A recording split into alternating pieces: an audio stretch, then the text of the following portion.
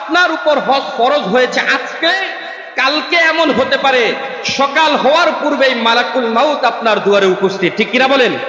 মালাকুল মাউত যদি উপস্থিত হয়, ফিকহের কিতাবের মধ্যে এসেছে কোন ব্যক্তির উপর যদি হজ ফরজ হয় আর ওই ব্যক্তি বিলম্ব করলো কিন্তু হজ করলো না, এমন অবস্থায় যদি কোনো ব্যক্তি মৃত্যুবরণ করে, আল্লাহর রাসূল বলেন ওই হাদিস থেকে সারাংশ এনে মুহাক্কিক মুহাদ্দিসিন ইকরামগণ বলেন যে ফিকহি মাসালা হলো ওই ব্যক্তি হজ না করার কারণে আল্লাহ তাআলা তাকে জাহান্নামী হিসেবে ঘোষণা করবেন। নাউজুবিল্লাহ, জাহান্নামী হিসেবে ঘোষণা করবেন। সুতরাং হজ ফরজ হওয়ার পর সাথে সাথে প্রসেসিং শুরু করে দিতে হবে। কি করতে হবে বলেন? আপনার উপর যদি এই বছর হজ ফরজ হয়, তাহলে আপনি যদি হজ এই বছরই না করেন, আপনার জন্য কাজ হলো এই বছর হজে যাওয়ার জন্য যে সকল প্রসেসিং গুলো আছে ওইটার যে কোনো একটা ধাপ আপনাকে শুরু করতে হবে, যাতে করে আগামী বছর হজ আসার আগে যদি আপনার মৃত্যু হয়ে যায়, আপনি যাতে আল্লাহ তাআলার দরবারে কাঠগড়ায় দাঁড়িয়ে বলতে পারেন, আল্লাহ, হজ করার জন্য আমি এই বছর সুযোগ পাই নাই, আমার ইন্তেকাল হয়ে গিয়েছে, কিন্তু আমি হজ করার জন্য হয়তো নিবন্ধন করেছি, কিংবা পাসপোর্ট করেছি, কিংবা আমার ভিসাকে আমি লাগিয়েছি, কিংবা হজে যারা আমাদেরকে নেয় তাদের কাছে আমি গিয়ে পরামর্শ করেছি, টাকা জমা করেছি, যাতে করে আগামী বছর যেতে পারি। তাহলে হয়তোবা আপনি ছাড় পেতে পারেন। নতুবা প্রসেসিংও যদি বন্ধ রাখেন, হজও যদি দেরি করেন, এমত অবস্থায় যদি মৃত্যু হয়, জেনে রাখবেন এই ফরজ ত্যাগ করার জন্য আপনাকে কার কাঠগড়ায় দাঁড়াতে হবে? আল্লাহ তাআলার কাঠগড়ায় দাঁড়াতে হবে। আল্লাহর রাসূল সাল্লাল্লাহু আলাইহি ওয়াসাল্লাম বলেন, মান আতাকাল হাজ্জা, যেই ব্যক্তির উপর হজ ফরজ হয়ে গেল কিন্তু ফালাম ইয়াহুজ্জা, কিন্তু সেই ব্যক্তি হজ করলো না, ফাসাওয়াউন আলাইহি মাতা ইয়াহুদিয়ান আও নাসরানিয়ান, সকলে বলেন নাউজুবিল্লাহ। আল্লাহর রাসূল বলেন ওই ব্যক্তি ইহুদি হয়ে মৃত্যুবরণ করুক অথবা খ্রিস্টান হয়ে মৃত্যুবরণ করুক, আমি রাসূল তার কোনো জিম্মাদারি নিব না। নাউজুবিল্লাহ বলেন।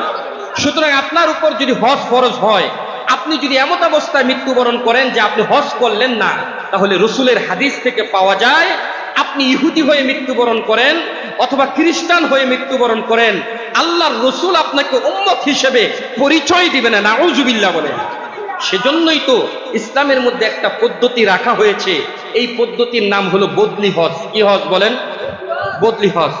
যে ব্যক্তি হজ ফরজ হয়েছে যদি হজ করতে না পারে, তার জন্য কাজ হচ্ছে তিনটা। কয়টা? তিনটা। যার উপর হজ ফরজ হয়েছে হয়তো সে সাথে সাথে হজ করবে, নতুবা হজের জন্য সে টাকা জমা দিবে, হজের প্রসেসিং শুরু করবে, যখন সময় আসবে তখন চলে যাবে। আর এটাও যদি না পারে, তাহলে তার নিকট আত্মীয় স্বজনকে, সন্তান অথবা স্ত্রীকে অথবা তার একেবারে ঘনিষ্ঠ বন্ধুদেরকে ওসিয়ত করবে যে আমার উপর হজ ফরজ, আমি চেষ্টা করতেছি হজ করব, যদি এর আগে আল্লাহ তাআলা আমার মৃত্যু দিয়ে দেয়, তাহলে তোমার উপর দায়িত্ব রইল যাতে করে আমার পক্ষ থেকে কাউকে তুমি হজটা করায় দাও। কাউকে কি করায় দাও? হজটা করায় দাও। আল্লাহর রাসূল সাল্লাল্লাহু আলাইহি ওয়াসাল্লামের কাছে এক সাহাবিয়া, অর্থাৎ একজন সাহাবী আসলেন আল্লাহর রাসূলের কাছে, বললেন, ইয়া রাসূলুল্লাহ, আমার বাবার উপর হজ ফরজ ছিল, কিন্তু আমার বাবা ইন্তেকাল করলেন, এখন আমি যদি আমার বাবার পক্ষ থেকে হজ করি তাহলে হবে কিনা? আল্লাহর রাসূল বললেন, নাম, হ্যাঁ, তোমার বাবার পক্ষ থেকে যদি তুমি হজ করো, আল্লাহ তাআলা তোমার হজকে কবুল করে নেবে। সুবহানাল্লাহ বলেন। তাহলে এর দ্বারা বোঝা যায় নিজের সন্তান হোক অথবা অন্য কোনো ব্যক্তি যদি আপনার পক্ষ থেকে আপনার ইন্তেকালের পরে হজ করে অথবা তওয়াফ করে, বাইতুল্লাহ জিয়ারত করে অথবা উমরা করে, তাহলে কবুল করে নেবেন কে? আল্লাহ তাআলা। কিন্তু আপনি যদি হজ একেবারে নাই করেন, হজ ফরজ ছিল, আপনার অর্থ থেকে হজ করাই হলো না, তাহলে এই ফরজ তরকের জন্য আপনি বলেন ইসলামের 5টি স্তম্ভের মধ্য থেকে, 5টি খুঁটির মধ্য থেকে, 5টি রোকনের মধ্য থেকে একটা রোকন যদি আপনি পালনই না করেন, একটা রোকন আপনার উপর সামর্থ্য ছিল আপনি আদায় করলেন না, আপনি কিভাবে জান্নাতের আশা করতে পারেন? আমাকে একটু বলেন। জান্নাতের আশা করা যায়? আরো জোরে বলেন, করা যায়? এজন্য সম্মানিত হাজিরিন, হজ যাদের উপর ফরজ হয়েছে আপনি নিজে নিজে বুঝেন, আপনি নিজে জানেন এবং উপলব্ধিও করতে পারতেছেন যে আপনার উপর হজ ফরজ, কিন্তু আপনি এখনো বাইতুল্লাহর জন্য, বাইতুল্লাহ জিয়ারতের জন্য আপনি কোনো চেষ্টা করতেছেন না, চিন্তাও করতেছেন না।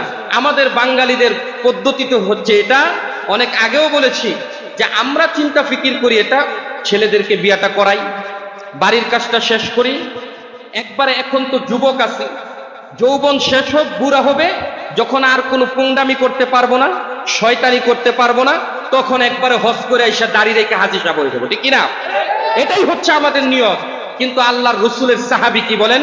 মান আরাদাল হাজ্জা ফালইয়াতাআজ্জাল। আব্দুল্লাহ ইবনে আব্বাস রাদিয়াল্লাহু তাআলা আনহু বলেন, হজ করার ইচ্ছা করেছো, হজ ফরজ হয়েছে, দেরি করবা না, দ্রুত ছুটে চলো। তুমি হজ করার পরেই সব গুনাহ ছেড়ে দিতে হবে এমন নয়, ইসলাম ধর্ম গ্রহণ করার পরেই সব গুনাহ ছেড়ে দিতে হবে, ঠিক কিনা বলেন? ঈমান আনয়ন করার পরেই সব গুনাহ ছেড়ে দিতে হবে। ইসলামও পালন করবা, প্রকাশ্যে গুনাহও করবা, ঈমান আনয়ন করবা, নাফরমানিও করবা, আল্লাহ তাআলার কাছে অ্যাকসেপ্ট হবে না, ঠিক কিনা বলেন? আফাতুমিনুনা বিবাদিল কিতাব ওয়া তাকফুরুনা বিবাদ। আল্লাহ তাআলা পবিত্র কোরআনে সূরাতুল বাকারায় স্পষ্ট বলে দেন যে আমি আল্লাহ তাআলার কিতাবের কিছু অংশকে মানবে আর কিছু অংশকে ছেড়ে দিবে, এমন ব্যক্তির ঈমানকে আমি আল্লাহ তাআলা গ্রহণ করব না, বলেন নাউজুবিল্লাহ। সুতরাং আপনি নামাজ পড়বেন, রোজা রাখবেন, যাকাত দিবেন, সমাজের মধ্যে আপনি সদাকা করবেন, নেক কাজ করবেন, সবগুলো আল্লাহ তাআলার বিধান। ও মুমিন বান্দা, এটাও জেনে রাখবেন হজ কার বিধান। আরো জোরে বলেন, হজ কার বিধান? হজ যদি আল্লাহর বিধান হয়, নামাজ যেমন আপনি মসজিদে এসে পড়েছেন, যাকাত যেমন আপনি সমাজে হেঁটে হেঁটে দিয়েছেন, আপনি যেমন সদাকা করেছেন, যেমন আপনি সমাজে কল্যাণমূলক কাজ করেছেন, হজটাও আপনার অর্থ ব্যয় করে, আপনার শারীরিক শক্তি খরচ করে আপনাকে আল্লাহ তাআলার ঘর জিয়ারতের জন্য ছুটে যেতে হবে। এজন্যই তো আল্লাহ তাআলা বলেছেন ওয়াআযিন ফিন নাস বিল হাজ্জি ইয়াতুকা রিজালা ওয়া আলা কুল্লি যামিরি ইয়াতিনা মিন কুল্লি ফাজ্জিন আমিক। সূরাতুল হজ্জের মধ্যে আল্লাহ তাআলা বলেন যে মানুষের কর্ণকুহরে ঘোষণা দিয়ে দাও, মানুষের উপর হজ ফরজ হওয়ার পর কেউ যেন আমি আল্লাহ তাআলার বাইতুল্লাহকে জিয়ারত না করে যেন মৃত্যুবরণ না করে। আল্লাহু আকবার বলেন।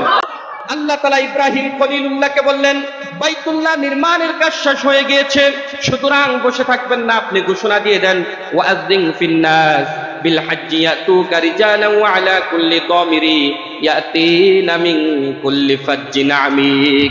একজন মুমিনের হৃদয়ের তামান্না হলো তার রবের সাথে সাক্ষাৎ করা। কার সাথে সাক্ষাৎ করা?